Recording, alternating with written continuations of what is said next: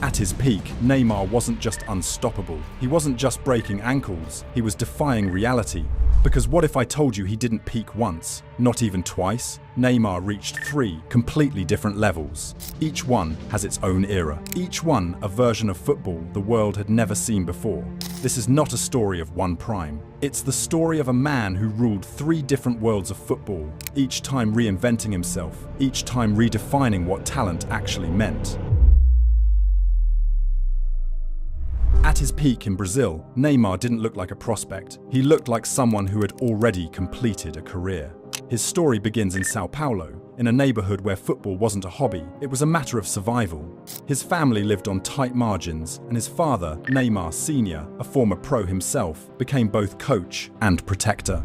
By age 11, the kid wasn't just the best player on the street, he was the best player anywhere adults went to look for talent. But in Brazil, the best street kid usually burns out early. They peak at 15 and disappear by 18, and Neymar wasn't supposed to survive long enough to be a prodigy.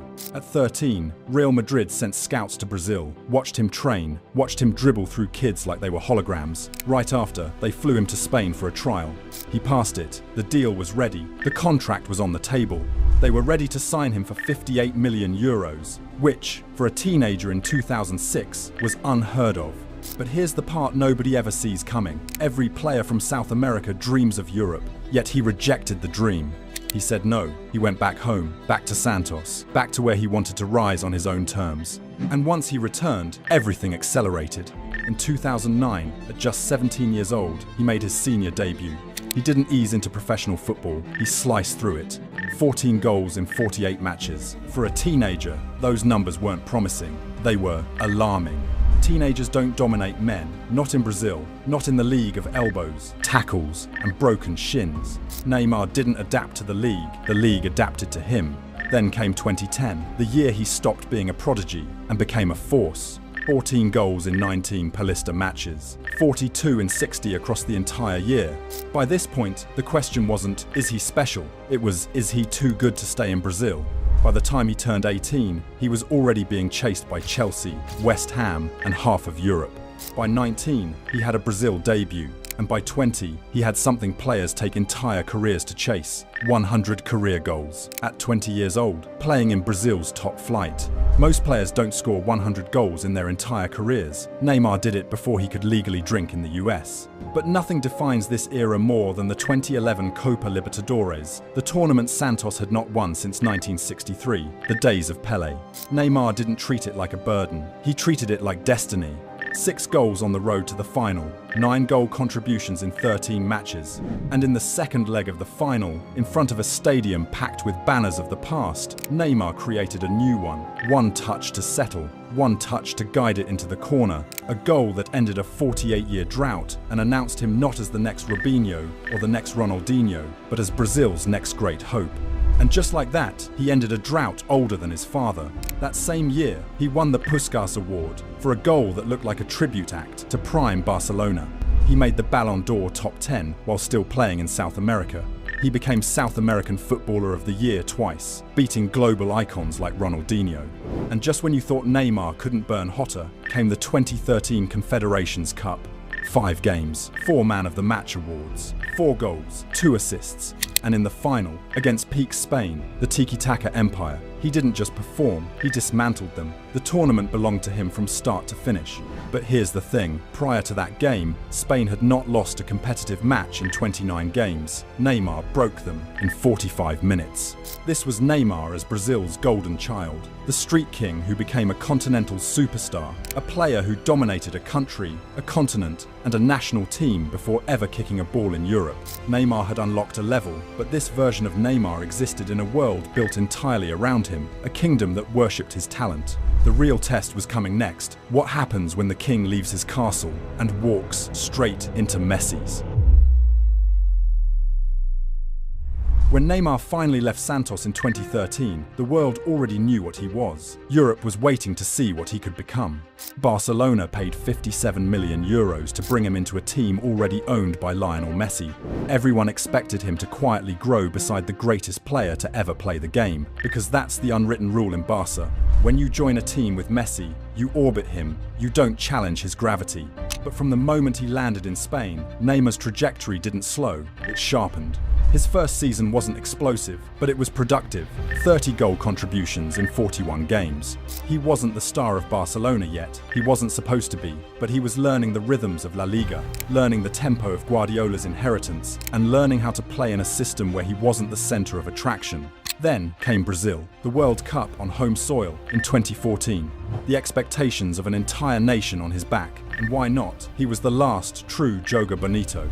Neymar responded with 4 goals in the group stage, man of the match performances. Every moment he touched the ball carried the kind of electricity football rarely sees. For a moment, it looked like he was destined to bring it home, but then it happened. A knee in the lower back from Juan Zúñiga fractured his vertebra and nearly ended his career. Even though Brazil made it past Colombia, they collapsed without him in the semi-final, in one of the darkest nights in football history, the 7-1 defeat to Germany. For Neymar, this was a disappointing moment, so in the season that followed, he ascended into a version of himself no one had seen before. Barcelona in 2014-15 wasn't just good, they were generational. Luis Enrique built a team that played like a controlled explosion, and Neymar became the most deadly element in it. 22 goals and 9 assists in La Liga, 7 goals in the Copa del Rey, 10 goals in 12 Champions League matches, joint top scorer with Messi and Ronaldo. He scored in the Champions League final. He scored in the Copa del Rey final. He scored in the Club World Cup final. Every decisive moment that season had Neymar's fingerprints on it. And yet, this was also the birth of something bigger. MSN, Messi, Suarez, Neymar. A trio so balanced, so destructive, that entire defenses collapsed before they even touched the ball. 122 goals and 64 assists in one season. Neymar wasn't just part of it, he was the cutting edge. Silky, unpredictable, ruthless, the perfect bridge between Messi's orchestration and Suarez's violence in the box. He finished third in the Ballon d'Or and looked, for the first time, like the true heir to world football. But even this wasn't his peak. The world didn't know it yet, but Neymar was about to create a moment so absurd it would rewrite Champions League history. In the knockout stage of the Champions League in 2017, PSG had just dismantled the most unbeatable version of Barcelona, 4-0. But then Neymar switched up and inspired a 6-1 comeback in the second leg, which to date is still the greatest comeback in Champions League history. This was the night when Neymar didn't play beside Messi, he played above him. 2 goals, 2 assists, a one-man rebellion against elimination. Anyone who watched that match knew exactly who made the miracle possible. But the next morning, the newspapers didn't show Neymar, they showed Messi. And for the first time in his career, Neymar understood something brutal. It didn't matter how bright he shone in Barcelona, he was still standing in someone else's light. And sometimes the only way to grow is to walk away from the shadow that hides you. But that frustration didn't kill him, it transformed him. This version of Neymar was reaching a peak even the MSN era couldn't contain, and the world was about to see it. In the summer of 2017, Neymar made a decision that nobody thought he would ever make. He left Barcelona. Not for money, not for comfort, but for something far more dangerous. In a sport built on hierarchy, he wanted to be the main character, the face of a project, the man the world chased, not the man chasing a shadow, which is why he made the decision that would define the next arc of his career. He walked out of Barcelona to build a kingdom of his own. Paris Saint-Germain activated his €222 million release clause, shattering the football economy and making Neymar the most expensive player in history by a margin so large it still hasn't been matched. He arrived in Paris with the pressure of a dynasty on his shoulders. Number 10, the poster boy, the centerpiece of Qatar's sporting revolution. And immediately, he delivered. His debut season produced numbers that didn't look real. 28 goals and 16 assists in 30 matches. Ligue 1 looked too slow, too predictable, too easy. This wasn't Neymar adapting to a new league. This was the scariest version of Neymar. He created more chances than anyone at the club, completed more dribbles than the entire PSG midfield combined, and produced highlight reels that looked like a glitch in real football. Everything he wanted when he left Barcelona: the spotlight, the freedom, the throne Paris handed to him. But while PSG built their empire around him, another prodigy walked through the door: Kylian Mbappé. 18 years old, electric, French, the future of the national team. And instantly, he, not Neymar, became the future of PSG. It wasn't betrayal, it wasn't politics. This is simply what happens when two supernovas explode in the same sky. The world looks at the brighter one. Neymar wasn't being replaced, but he wasn't alone anymore. And in a project built on star power, being not alone is simply the first step toward not central. But even then, Neymar kept producing. In the 2018-19 Champions League run, he delivered some of his best football since the MSN era. Tight spaces, impossible angles, passes only he could see, the version of Neymar the world wanted to crown. But while Neymar's talents peaked, something inside his story cracked. For the first time in his entire career, Neymar's biggest opponent wasn't a defender, it was his own body.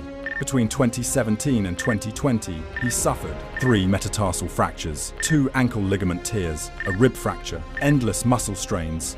In total, he missed almost an entire season's worth of games across 3 years. Every time he climbed into form, something broke. Every time he hit elite rhythm, something cracked.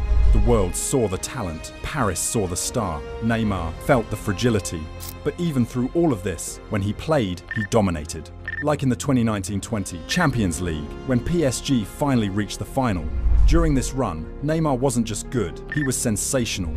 He carried the team through Dortmund, through Atalanta, through Leipzig, creating, dribbling, and dragging PSG toward a trophy that had eluded them for a decade. He didn't win the Champions League, but he had finally won something far more important: respect. For those 3 years, even with the injuries, even with the pressure, even with Mbappé beside him, Neymar produced. 74 goals and 44 assists in 82 matches. That's 118 goal contributions, and he managed that despite missing nearly 400 days of football. At his peak in Paris, Neymar remained one of the world's best players, but this era revealed something painful. Neymar was shattering apart. The moments of brilliance that came in flashes instead of seasons, explosions of genius that never had the time to settle into legacy. The world waited for a sustained prime. Neymar kept giving us temporary God mode. And just when he looked ready to take back the spotlight, injuries turned from setbacks into patterns, and patterns into predictions. The next version of Neymar wasn't defined by magic. It was defined by survival. Because after PSG, Neymar wasn't fighting to be the best player in the world anymore. He was fighting to stay on the pitch long enough to remind people he once was. By 2020, Neymar should have been polishing his legacy, not fighting to hold on to it. The talent was still there, untouched, unmatched, unfair. But the body that once danced through Europe started betraying him. Between 2020 and 2023, Neymar missed more minutes than he played. Every season felt like a loop. Return, dominate, get hurt, disappear, come back, dominate again, break again. You couldn't predict when Neymar would explode. Yet, even in decline, his numbers refused to decline with him. 19 goals and 12 assists in 2020-21. 26 goal contributions in 2021-22 despite missing half the year. 34 goal contributions in 2022-23 before his ankle collapsed. The production stayed elite, the availability didn't. And then came the decision that ended the European chapter. Not because he was finished, not because he couldn't keep up, but because, inside PSG's chaos, he became the easiest one to blame. Mbappé became the face, Messi became the symbol, Neymar became the burden, so he walked away, leaving Paris with 118 goals, 77 assists, 3 league titles, and the club's most electric European run since its creation. He didn't leave Europe as a failure. He left as a player Europe never truly understood. And then life delivered the final test. The ACL tear, the meniscus rupture, a year out, then another setback. And suddenly, the boy who once carried Brazil's hopes returned to the only place that ever felt like home, Santos, where it all began. He is 33 now, slower, more fragile, risking missing a World Cup for the first time since he was 18. The world doesn't fear him like it did before, but even then, Neymar still pops up every now and then. to show he has it in him. Like the Olympico goal against Corinthians, bending straight from the corner flag, reminding everyone that talent like his doesn't age, only the legs around it do. And that's Neymar's final act. Not the unstoppable force he once was, not the heir to Messi and Ronaldo, but a genius whose brilliance shines in flashes, enough to remind us of what he was, and enough to haunt us with what he could have been. Because even in decline, there will never be another Neymar. Neymar didn't just have a prime, he had a career the world never learned how to appreciate. But he's not the only player whose story was misunderstood. If you want to see another genius whose peak rewrote football, watch the video on screen, and while you're there, don't forget to subscribe.